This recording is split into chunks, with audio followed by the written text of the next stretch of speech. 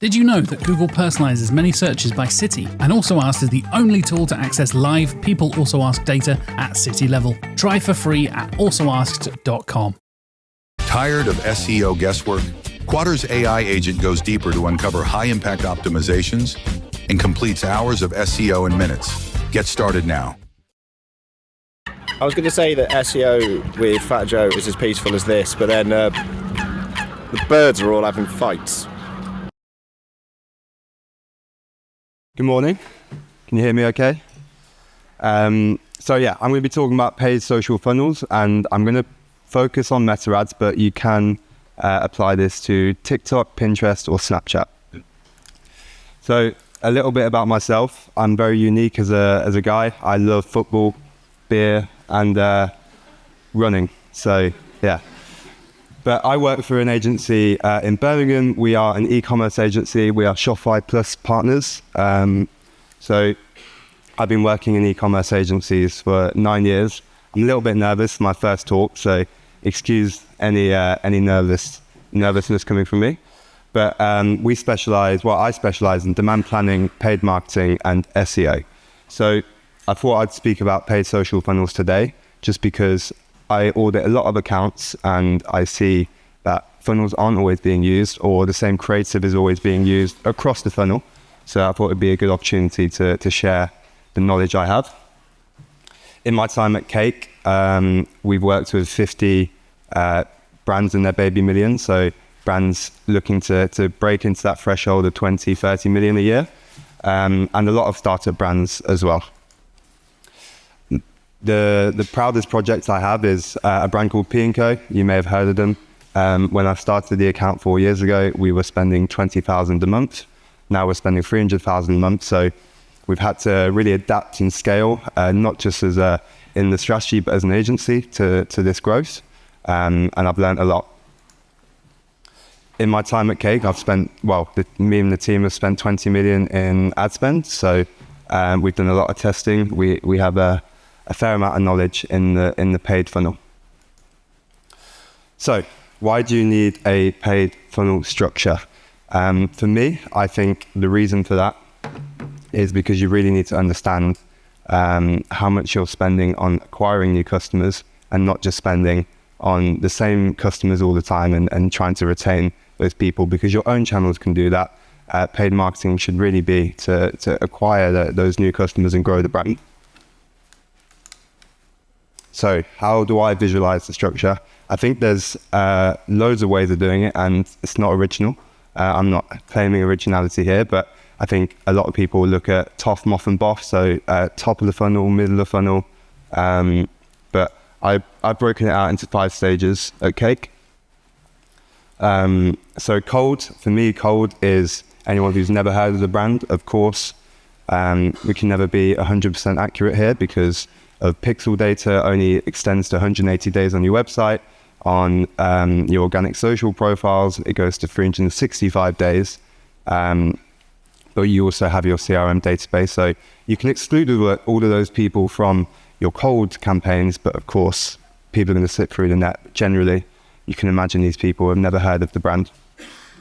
For me, lukewarm are people who have engaged with a cold campaign, for example. They haven't actually been on the website, they haven't viewed your product range, your services, your collections, but they are aware of the brand, or they've been on the website a long time ago and they've fallen out of the pixel data. So next up is warm. So these are people that have visited your website but haven't shown intent to purchase. And then hot, of course, is people who are showing intent to purchase. So they've added to cart in the last 30 days. They have spent a lot of time browsing the website.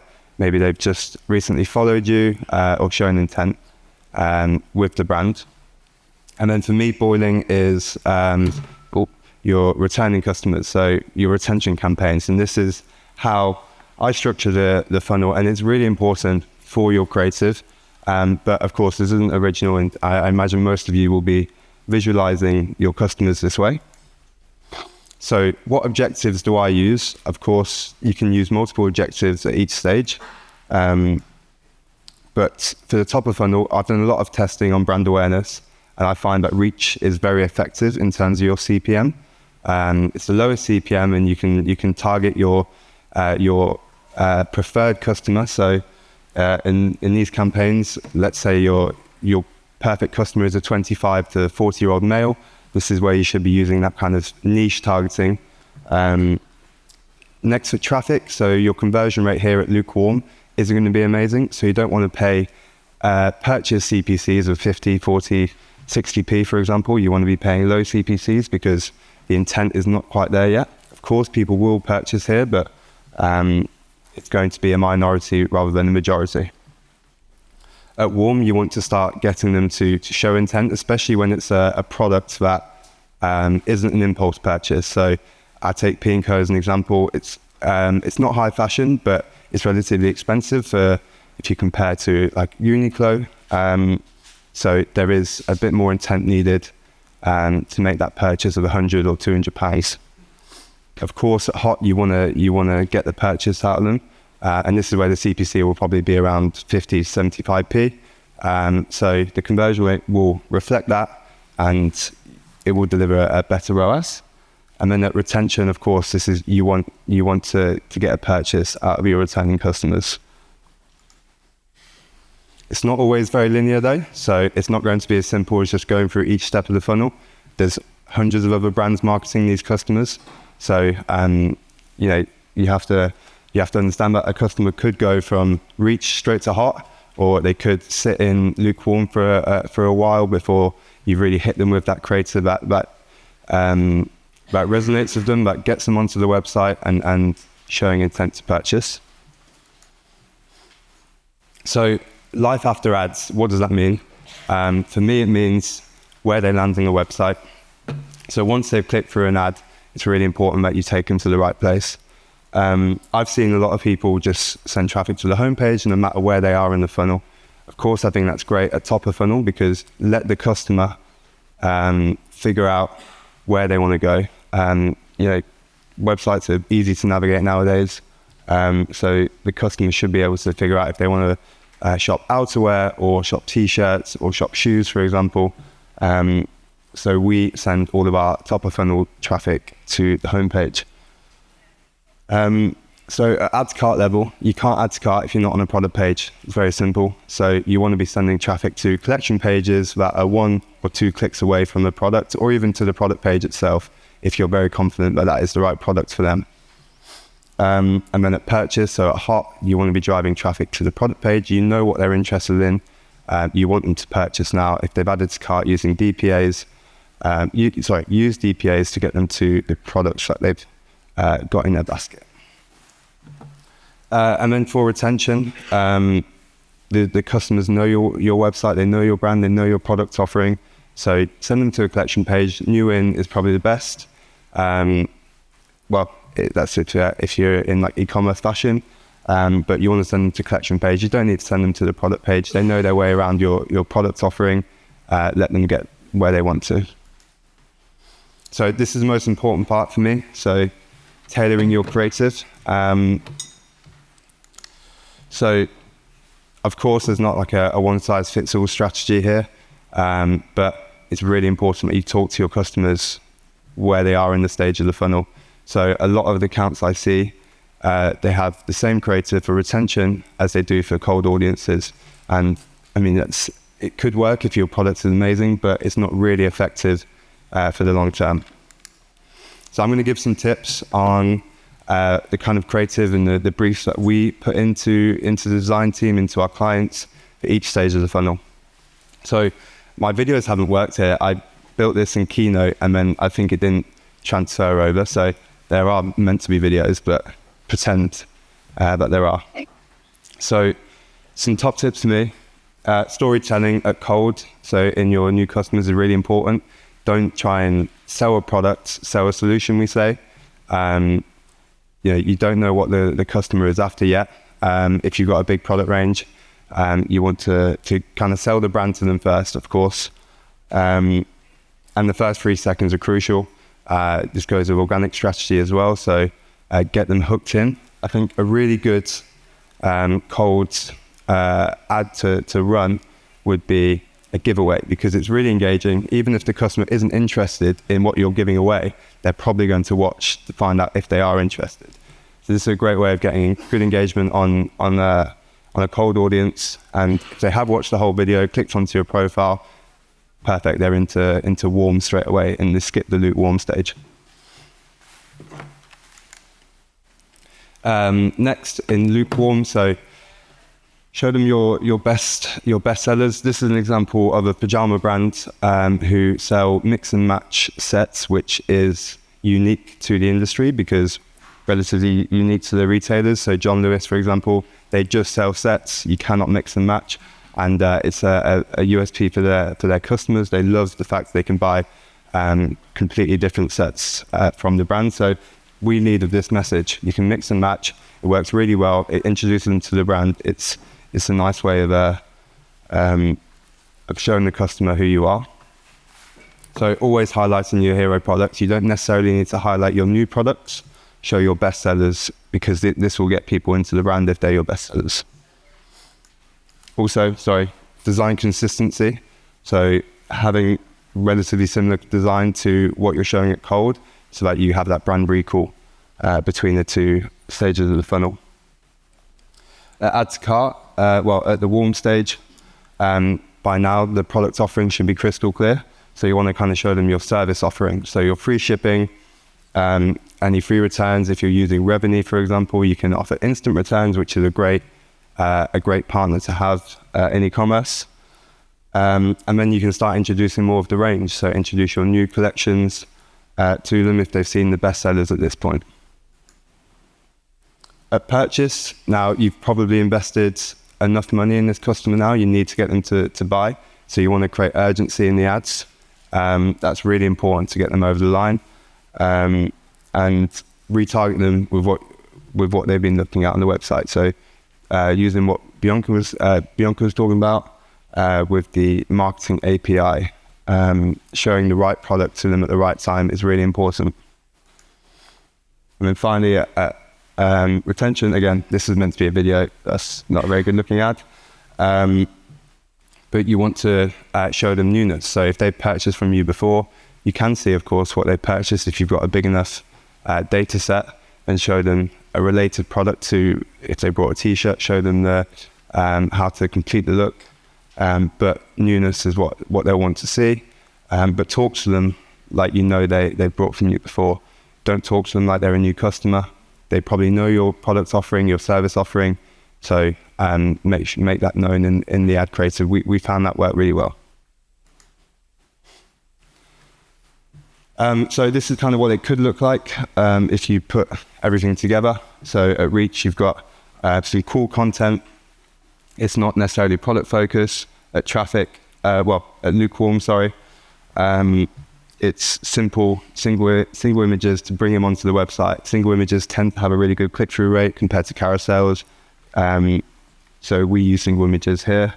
At Warm, we're showing them the outlet range. So if they haven't purchased yet, maybe it's the price point. So we're going to show them some cheaper product alternatives to get them into the brand, because we know we have a really strong retention rate. Once they've purchased, they've seen the product in their hand. So going to the outlet is maybe a softer approach. At Purchase, we use DPAs a lot and collection ads. Really important to send them to the product page. And then finally, at Retention, we can start talking a bit more detail into the more expensive products on their website. So adding value to the funnel. So touching on the last talk a little bit. So XML feeds for us are really important. So we use the marketing API as well on Meta to make sure that we're showing the right product at the right time. And how we do that is we tag every day using the API at 7 a.m. every day. It retags every product of the top 20 best-selling products in the last 7 days. So our ads are very dynamic, always showing at Lukewarm those 20 products we want our customers to land on. They're fully stocked, and we know they have a very good add to cart rate, so we're sure that new customers are landing on our best range. You don't want Meta to be showing.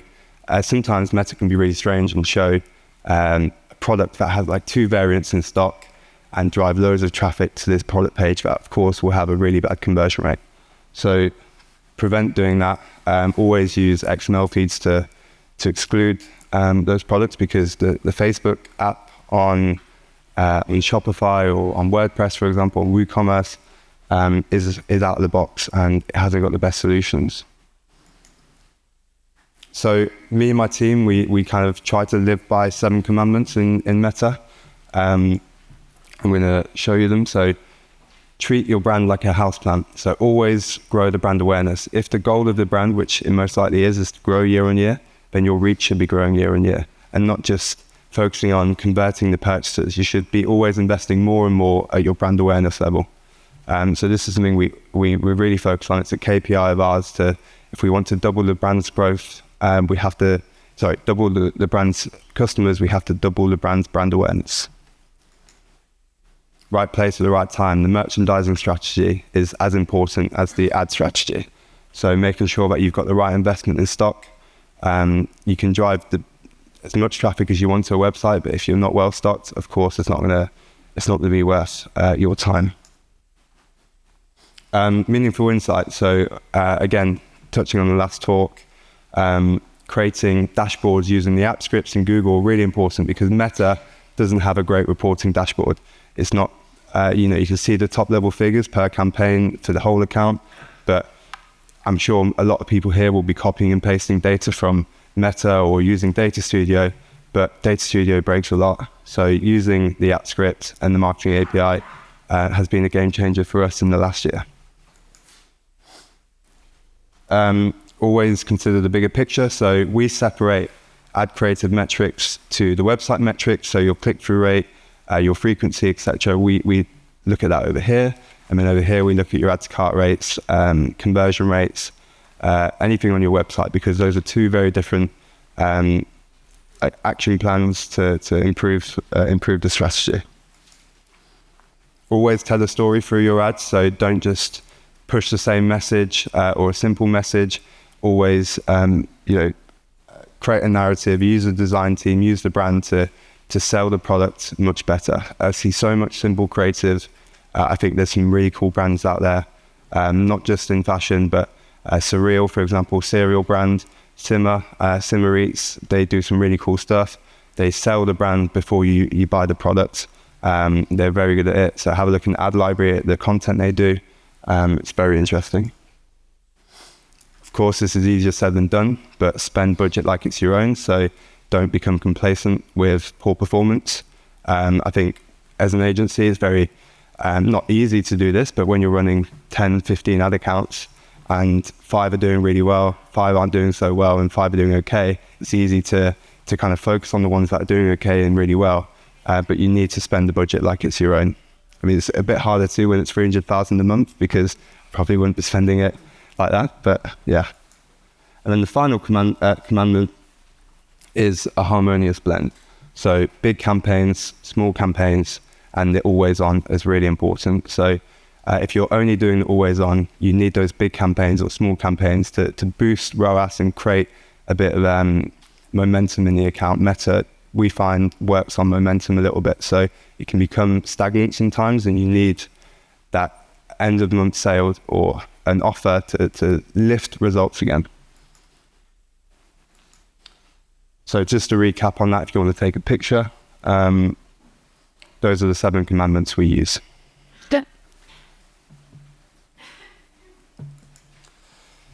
Thank you for listening. Let me know if you have any questions.